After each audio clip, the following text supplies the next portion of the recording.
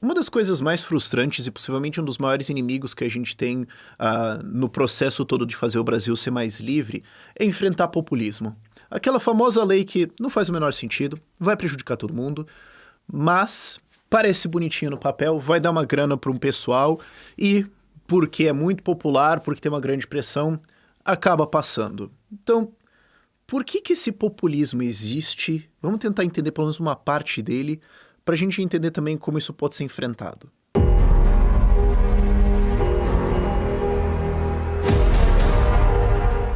Esse é um daqueles vídeos meus que eu acho que vai ficar continuamente sendo procurado. Então, assim, para quem tá no futuro vendo isso, eu tô falando isso aqui no contexto de que essa semana foi aprovado o novo piso da enfermagem, que na prática é um aumento de salário para todos os enfermeiros do Brasil na canetada, que vai criar 16 bilhões de reais de novos custos para a saúde.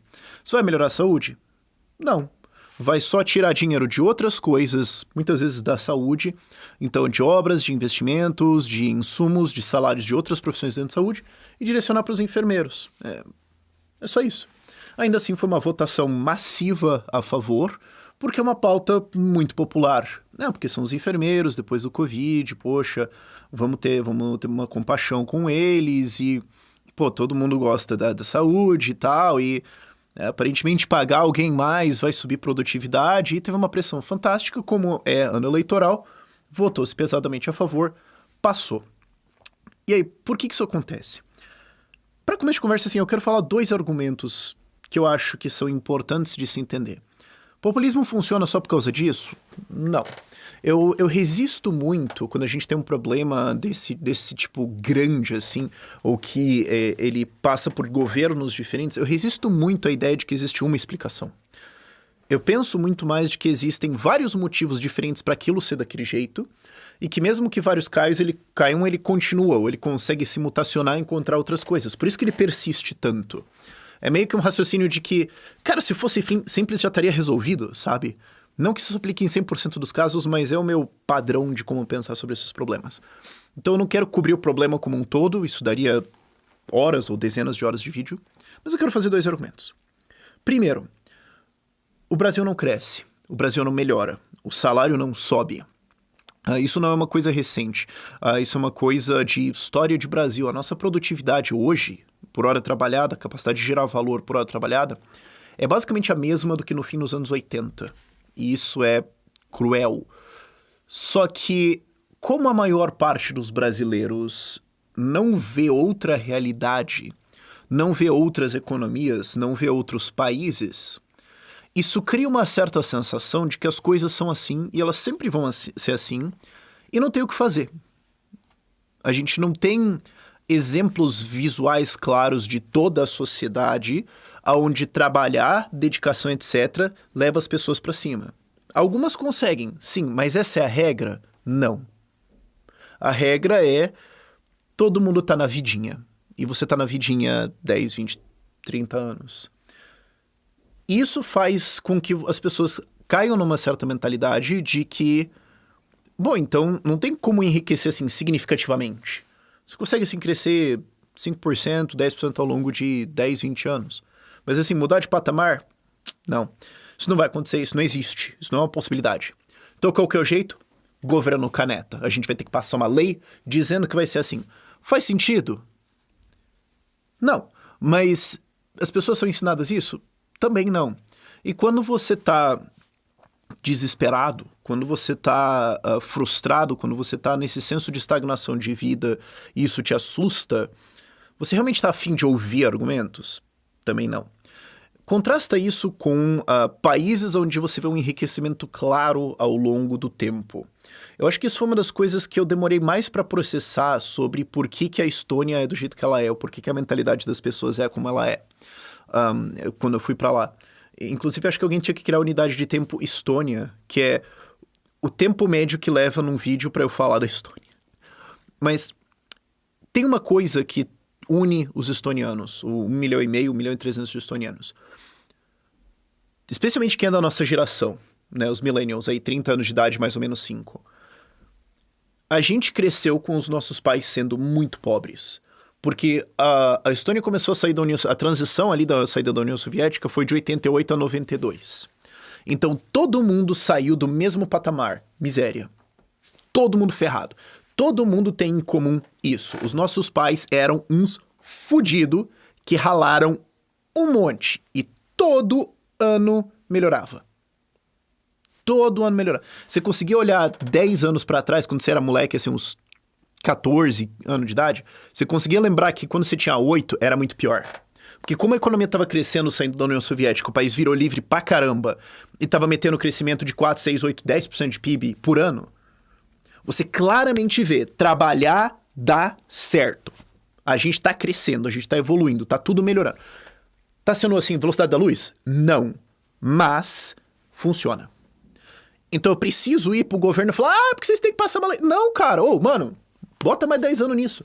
Claramente, eu vou ter um estilo de vida muito superior ao dos meus pais, que era um bando de miserável, muito superior ao que os meus avós falam, de que eles ficavam em fila de comida, de que eles passavam fome, de que eles eram perseguidos pelo governo, de que se eles falassem mal, eles podiam ser presos e executados. Isso sendo que todo mundo tem alguma história de, mas então, meu avô onde ele sumiu. Todo mundo tem, o avô do meu amigo, onde ele sumiu, só. Todo mundo tem uma história disso.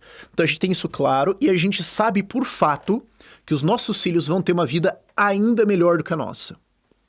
Isso é uma mentalidade clara pra todo mundo lá. Então todo mundo fica tipo, mano, trabalha, velho. Funciona. Agora, tenta fazer esse argumento no Brasil. Aonde trabalhar não recompensa, empreender não recompensa, porque as dificuldades de Estado são tantas, mas muito difíceis de ser visualizadas por boa parte da população, que nada avança. Então você cria uma mentalidade de do que adianta se esforçar? Você vai subir, tipo, isso aqui. Pra quê? Só que aí tu pode notar, cara, mas isso meio que cria um loop, né? Porque, então, se a gente fica preso nessa mentalidade populista e fica tentando canetar desenvolvimento, isso só explode a economia como um todo, o que faz com que desenvolvimento não aconteça, o que gera mais demanda por populismo. Puta merda. Isso é um problema. Lembra como eu falei lá no começo do vídeo que eu acho que das coisas não tem uma causa, mas sim alguma coisa complexa? E, de maneira geral, meu outro reflexo também é imaginar que se você tem um problema que ele permanece ao longo das décadas, de alguma forma ele se retroalimenta, porque é assim que ele se mantém. Nem sempre ele se retroalimenta, mas o meu reflexo é pensar, provavelmente tem uma retroalimentação aqui. Talvez seja de alguma forma, mas eu imaginaria que esse é o mecanismo para esse problema perdurar por tanto tempo. Só que como é que você quebra esse raciocínio? Né? Porque você pode ficar desesperado com isso. E o jeito que eu acho que você quebra é você mostrando nos espaços aonde abriu, nos lugares onde mudou, como uma mudança grande aconteceu. Só que daí você tem que estar lá para explicar a história. Porque, por exemplo, a gente teve isso nas privatizações nos anos 90, governo Fernando Henrique Cardoso, por exemplo, telefone. Né? Cara, minha mãe, ela tinha telefone declarado no imposto de renda, ela tinha isso, de alugar telefone e tal. É um dos jeitos que ela arranjava uma rendinha lá e tal, né, que você ia pagando no... Aí, de repente, todo mundo tem telefone, hoje as pessoas têm, sei lá, 2 números diferentes de celular, às vezes, e a coisa mais foda-se do universo. Só que ninguém contou essa história, cara. Esse é o problema. O problema é que a esquerda conseguiu assumir a narrativa de essas empresas são uma porcaria, um oligopólio que explora vocês, o que é verdade sim, porque tem a Anatel, então é mais regulação, mas eles desconectaram isso de um dia era tudo estatal, é só tipo, hoje é um problema exceto, a história não é contada, então as pessoas não visualizam a melhora. Eu acho que isso a gente consegue mostrar, vai conseguir mostrar ao longo dos próximos anos com o novo marco de saneamento, por exemplo. Não andava, novo marco de saneamento, vlau! Universalização do saneamento ao longo de, sei lá, 10 anos. Vai ser um pouco longo para contar essa história, mas eu acho que você consegue pegar alguns momentos, tipo lei de liberdade econômica, algumas coisas que você pode falar. Tá vendo, cara? Isso aqui é diferente, calma, respira. Mas são momentos preciosos em que a gente consegue fazer isso. E, aliás, antes de eu entrar no segundo motivo, tem um motivo secreto. Esse aí a gente não pode falar porque os Illuminati não autorizam geralmente, mas você caiu no vídeo certo. Um dos motivos secretos de por que o populismo também é tão popular, porque ele funciona tão bem, é que, cara, tem um monte de estudante no Brasil que não tá no SFL. E eu não entendo, porque o SFL, Students for Liberty, é a maior organização de revelar e de treinar talentos para a defesa da liberdade no Brasil. Eu tive a ideia do Ideias Radicais lá, um monte de gente que trabalha comigo veio de lá, um monte de gente que trabalha hoje no movimento. Cara, o cara que redigiu a Lei de Liberdade Econômica, Gianluca Lorenzon, tá ligado? Veio de lá.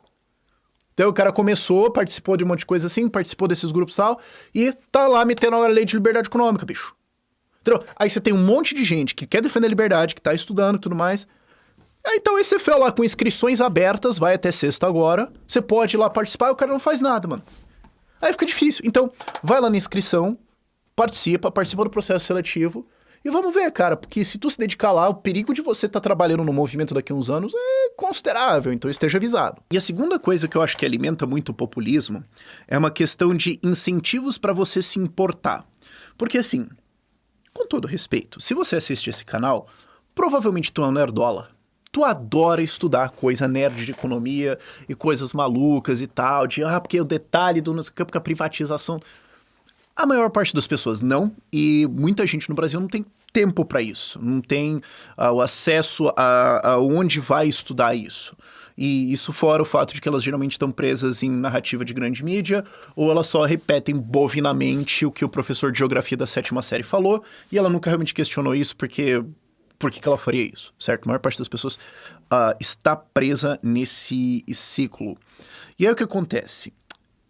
Qual é o incentivo para você ir atrás e defender uma política populista? Que você vai ganhar alguma coisa. É muito grande. Você vai ganhar alguma coisa. Se você é um enfermeiro ou se você usa o SUS e você realmente acha que isso vai te ajudar, porque foi isso que te falaram, né? Foi isso que o teu professor de história da 7ª série falou, junto com a crise de 29, problema do capitalismo, e junto com o socialismo vai melhorar o mundo, e ele não falou nada sobre as fomes do comunismo. Sabe? Se você acha já essas coisas, e você vai ganhar alguma coisa, por que você questionaria isso? Porque você claramente está ganhando alguma coisa, claramente tá um negócio bonitinho, meio que já encaixa com o genérico que passaram pra você. Pra que perguntar? Honestamente. E se você for perguntar, mas o efeito é em outras coisas. É lá, sei lá, vai ter que estudar todos esses negócios complicados aí, cara. E pode prejudicar outros lados, mas, cara, esses outros lados é meu. É meu. Porque pode dar custos em outro lugar e tudo mais. Eu vou pagar... não, indiretamente... Mas aqui eu ganho agora. Eu vou ter um prejuízo lá na frente? Não. Então, de todas as coisas que eu tenho pra fazer na vida, por que eu vou parar tudo pra ir estudar isso? Sendo que isso não necessariamente me afeta. Isso não é meu, não é propriedade minha, usando um termo muito amplamente definido aqui. Deixa eu dar um exemplo do contrário pra ver se vocês entendem o que eu quero dizer. Teu filho. Você pode deixar ele fazer umas bobeirinhas hoje, mas vai ter consequências no longo prazo. Vai prejudicar ele de alguma forma, vai prejudicar você de alguma forma, mas é teu filho.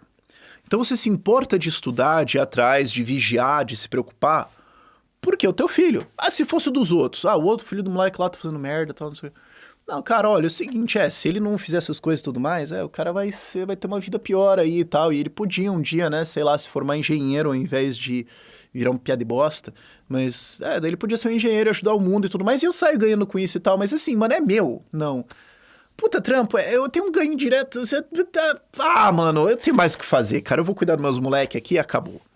Ou, um outro exemplo, uma empresa, se você tem uma empresa sua, a gente pode fazer uma decisão aqui com o cliente, algum produto, alguma coisa e tudo mais, mas, cara, quais são as consequências de longo prazo disso na minha empresa, que eu sou dono, que eu tenho não só a minha renda, mas o meu nome atrelado.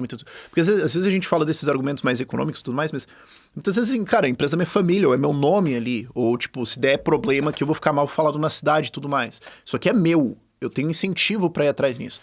Agora, cara, um prejuízo difuso na sociedade, que vai não sei o que as pessoas vão pagar, que depois vai dar no... meu irmão, olha, honestamente, eu tenho mais o que fazer, cara. Bota o dinheiro ali pros enfermeiros e depois, se der problema, nós vê aqui o que a gente vai fazer. Até porque, como eu falei no argumento anterior, você tem essa mentalidade de, cara, é assim que tem que fazer mesmo, porque do outro jeito não tem crescimento, não tem nada o que fazer. Então, se nada acontece, alguém tem que tomar uma atitude aí e fazer alguma coisa. Né? Porque, na política, de maneira geral, fazer alguma coisa, mesmo que idiota, é preferível do que fazer nada. Porque a pessoa que fala assim, cara, isso aqui não resolve. Parece que você tá falando pras pessoas, então nenhum enfermeiro nunca vai ganhar mais, foda-se. E aí, esse argumento não vai vender. E como é que você quebra isso? Porque, de novo, é um negócio meio desesperador, né? Tipo, é um problema grande pra caramba, certo? E o jeito que eu penso de como você pode quebrar isso é mostrar a consequência quando ela acontecer.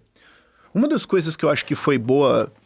Não foi boa, né? Mas é um bom exemplo dessa história. Ah, vamos colocar aqui um monte de direitos trabalhistas para empregada doméstica, tem que regularizar, tem que fazer umas coisas. Tá bom, um monte de domésticas perderam emprego, continuou tendo uma informalidade, foi todo mundo para PJ. Resolveu? Não. Quem já era bom ganhou um pouquinho mais e o resto foi prejudicado. Parabéns. Ou proibir aplicativo. Ah, não, porque, pô, os direitos trabalhistas... Tá... Ó, é o seguinte, um grupo vai ganhar um pouquinho mais e 95% vai se ferrar. Quando isso acontece, você pode então mostrar para as pessoas, está aqui as consequências, está aqui como você perdeu. O problema é um espaço temporal, não é instantâneo. Só que, de novo, isso é uma questão de comunicação. Como eu falei antes, a gente perdeu a narrativa em telecoms, porque a esquerda conseguiu se apropriar disso e foi lá e tudo mais. Que é um exemplo disso hoje, que é um negócio que não foi entendido, cobrar bagagem em avião. Não, mas pô, a gente permitiu as empresas aéreas cobrarem bagagem e aí o preço subiu, elas exploraram a gente. Não, mas animal! O preço de combustível subiu, o dólar subiu, o preço de operação subiu, inflação subiu, tá dando problema nos aeroportos, Galeão tá uma desgraça por causa daquele porcaria de privatização que foi feita pela Dilma, que foi só pra tentar dar um negócio lá pra Odebrecht, foi um puta esquema de corrupção aquele negócio. Não tem nada a ver com a... Já foi. Faltou gente pra explicar e os outros caras estavam berrando nonsense muito mais, parabéns, você perdeu isso. Conclusão, qual é o ponto comum dessas duas coisas?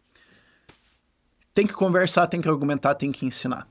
Tem que estar marcando ponto, cada vez lá, quando vai dar esse problema, você fala, cara, ó, primeiro, vai todo mundo fazer cagada? Seguinte, senhores, traz o slide do eu vou avisar. Aí você bota o slide. Atenção, vai dar problema nisso, dessa forma aqui, tá? Vai dar mais ou menos isso aqui, ok? O aviso foi protocolado, inscrevam-se nos autos. Aí quando dá merda, uns 2, 3 anos depois, você fala, relator, questão de ordem, puxa lá o arquivo. Eu avisei lá no dia tal. Uhum.